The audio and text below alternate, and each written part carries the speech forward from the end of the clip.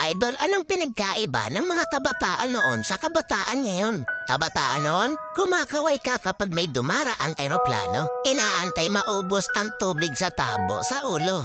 Ginagawang swimming pool ang tanggana ni nanay. Ginagawang braces ang foil ng choknat. Naliligo ka sa alilod ng bubong kapag umuulan. At kapag gabi naman, akala mo sinusundan ka ng buwan. Nagko-concert sa harap ng electric pan. Kabataan ngayon, ang problema ay pera at cellphone. Ang problema lang namin noon kung paano makataka sa bahay para di matulog ng tanghali. Umatay man kami sa palo, aminin natin mas maraming nire-respeto na magulang sa panahon noon kaysa ngayon. Mga kabataan ngayon, isang chat lang, may jowa na. Kami noon sa claims lang umaasa. Broken-hearted, papad friends ang resulta.